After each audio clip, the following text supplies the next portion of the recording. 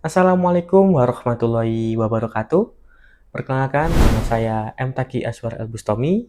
Saya dari kelas 10-6 ingin mempresentasikan hasil observasi saya yang bertemakan konflik kecil dalam kelompok yang berjudul dampak sosial dan lingkungan bermain layang-layang di desa. Permainan layang-layang merupakan salah satu permainan tradisional yang cukup populer di kalangan masyarakat Indonesia, terutama di desa-desa. Permainan layang-layang ini, khususnya yang menggunakan benang tajam, dapat menimbulkan berbagai dampak negatif, baik dari sisi lingkungan maupun sosial. Observasi ini dilakukan untuk memberitahukan bahaya-bahaya tersebut, serta melihat bagaimana dampaknya memicu konflik sosial di masyarakat. Yang pertama, bahaya terhadap jaringan listrik atau internet dan lingkungan. Layang-layang yang putus dan tersangkut di kabel listrik sering menjadi penyebab utama pemadaman listrik. Benang layangan, terutama yang terbuat dari kawat ataupun benang gelasan, dapat menyebabkan korsleting listrik dan merusak jaringan. Selain itu, layang-layang yang tersangkut dan benang yang berserakan juga mencemari lingkungan dan dapat membahayakan hewan sekitar. Nomor 2, ancaman bagi keselamatan publik. Benang layangan, khususnya benang gelasan yang mengandung serbuk kaca, merupakan bahaya yang serius bagi keselamatan masyarakat. Benang dari layangan ini seringkali tidak terlihat, dan jika tersangkut di jalanan, dapat melukai pengendara sepeda motor.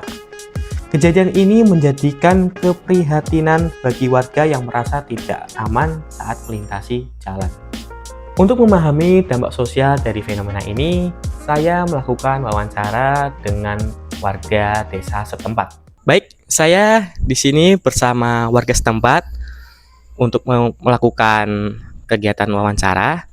Saya di sini bersama siapa? Mas Hilman. Baik, Mas Hilman. Mohon maaf, Mas Hilman. Saya izin untuk mewawancarai Mas dan juga meminta pendapat tentang permainan layang-layang. Baik, Mas, bagaimana pandangan Mas terkait maraknya permainan layang-layang di desa kita?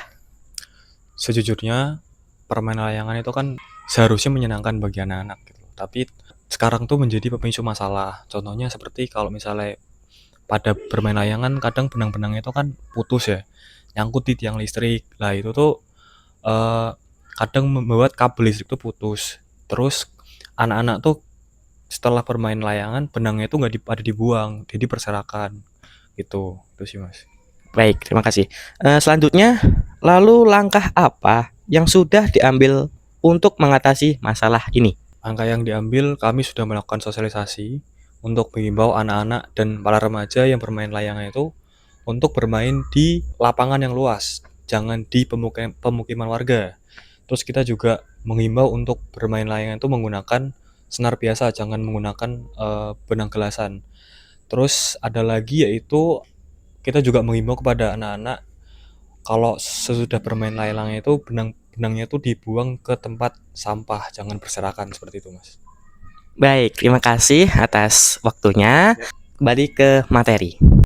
Baik, setelah ini saya akan membahas tinjauan teori konflik sosial.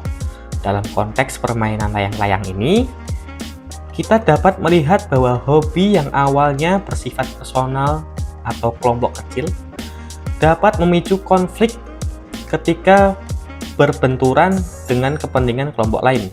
Kesimpulan berdasarkan observasi ini yaitu permainan layang-layang di desa, terutama dengan penggunaan benang yang membahayakan, bukan hanya sekedar hiburan. Dampak negatifnya mencakup kerusakan infrastruktur, ancaman keselamatan, dan pemicu konflik antar warga. Penting untuk adanya upaya edukasi yang berkelanjutan untuk memastikan bahwa permainan tradisional ini bisa dilestarikan tanpa mengganggu ketertiban dan keamanan masyarakat.